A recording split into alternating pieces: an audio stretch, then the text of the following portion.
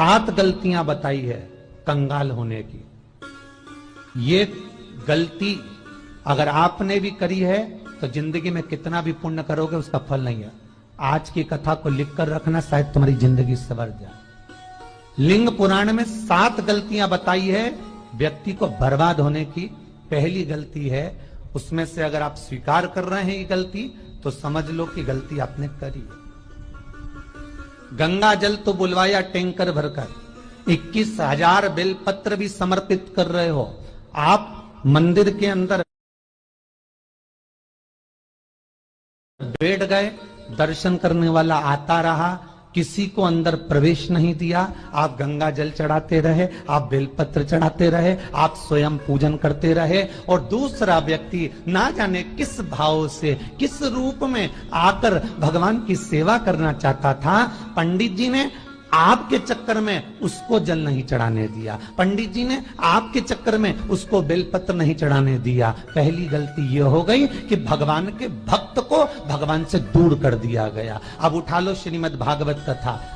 2 देवताओं ने गलती करी थी। एक ब्रह्मा जी ने गलती करी थी कि गाय बछड़ों का हरण कर लिया था। 1 वर्ष होने में 1 दिन था तब ब्रह्मा जी ने गाय बछड़े वापस दिए थे। दूसरी गलती इंद्र ने करी थी, जल वृष्टि करी तब भगवान कृष्ण को गोवर्धन पर्वत उठाना पड़ा। दोनों देवताओं ने गलती करी, पर भगवान कृष्ण ने इंद्र को क्षमा कर दिया पर ब्रह्मा को क्षमा नहीं करा। क्यों नहीं करा? क्योंकि इंद्र को क्षमा इसलिए करा क्योंकि इंद्र ने जब जल वृष्टि करी तो सारे ब्रजवासियों को भगवान के चरणों में लाकर छोड़ दिया। सारे ब्रजवासी गोवर्धन पर्वत के नीचे आकर बैठ गए, भगवान के चरणों में आ गए। और ब्रह्मा ने जो गलती करी वो ऐसी गलती करी कि भगवान से गाय और बछड़ों को दूर कर दिया। जो भगवान से भगत को दूर कर दे उसको शंकर कभी क्षमा नहीं कर सकता। इसलिए बर्बादी का पहला कारण आप भक्त और भगवान में दूरी बना दी।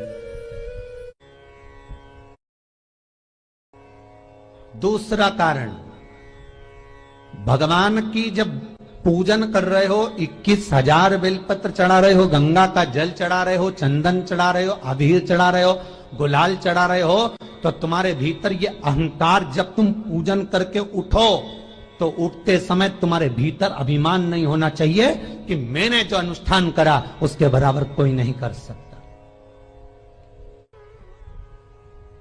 तीसरा कारण कहा कि भगवान की सेवा तो आप कर रहे हो, भगवान की चाकरी में तो आप लगे हो, भगवान की आराधना भी कर रहे हो, दिया भी लगा रहे हो, धूप बत्ती भी लगा रहे हो, स्नान भी करा रहे हो, पंचामृत स्नान भी करा रहे हो, सारी पूजन अर्चना सब तुम कर रहे हो। पर हो सकता है इस पूजन अर्चना में आप केवल 3 घंटा पूजन करते हो और बाकी के समय किसी न किसी की जीवात्मा को दुख पहुंचा रहे हो। एक कथा में एक बात कही थी कि भले मंदिर में दिया मत लगाओ, भले मंदिर में जाकर धूप बत्ती मत जलाओ, भले मंदिर में जाकर भोग मत लगाओ, भले मंदिर में जाकर जल मत चढ़ाओ, कुछ मत करो, भले भगवान को नए कपड़े मत पहनाओ, भले तुम्हारी मर्जी पड़े भगवान को भोग मत लगाओ, पर शास्त्र कहता है कुछ मत करो, पर एक काम जरूर करना कि किसी के चेहरे पर प्रसन्नता ला देना तो मंदिर में दिया जलाने के बराबर होगा। किसी के चेहरे पर चमक ला देना, प्रसन्नता ला देना तो अगरबत्ती लगाने के बराबर होगा। किसी गरीबड़े के, किसी दुखी के चेहरे पर अगर तुमने प्रसन्नता ला दी तो वो भगवान को कपड़े पहनाने के बराबर होगा। मालूम पड़े तुम मंदिर में पूरी सब्जी बांटो, मंदिर में भोजन कराओ, मंदिर में सारा पकवान चढ़ाओ, और कोई तुम्हारे कारण अगर दुखी है तो तुम्हें वो सुख का भान नहीं हो सकता। तीसरा कारण है हमारा, वो सुख नहीं पी सकता। चौथा कारण है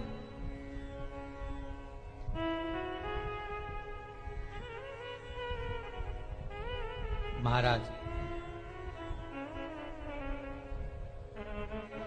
जिस मंत्र को पढ़ा जा रहा है,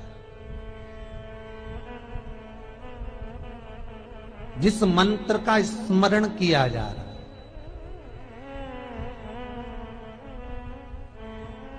जिस भगवान की माला को हम जप रहे हैं, हम पाठ कर रहे हैं, उसमें त्रुटि उठा लीजिए। दुर्गा सप्तशती,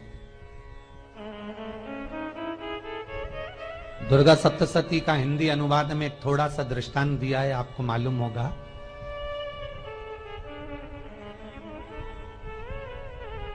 एक जजमान सप्तशती का पाठ कराते थे नवरात्रे में। नवरात्रे पूरे होते थे और उनकी पत्नी मर जाती थी। सप्तशती के अंदर लिखा है, बहुत ध्यान से सुनिएगा। दुर्गा सप्तशती का पाठ कराते थे और पत्नी नवरात्रे के बाद 4 महीना 3 महीने के बाद मर जाती थी।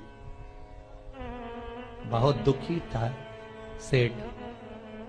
एक शादी करी, दूसरी करी, तीसरी करी, चौथी करी, चौथी पत्नी भी मर गई। बहुत दुख हुआ।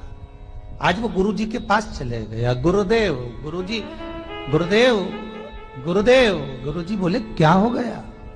सेठ जी बहुत दिनों के बाद आ रहे हो, क्या बात है गुरुदेव? मेरे को एक बात समझ में नहीं आती कि मैं नवरात्रि में सप्तशती का पाठ कराता हूं, देवी जी का यज्ञ करवाता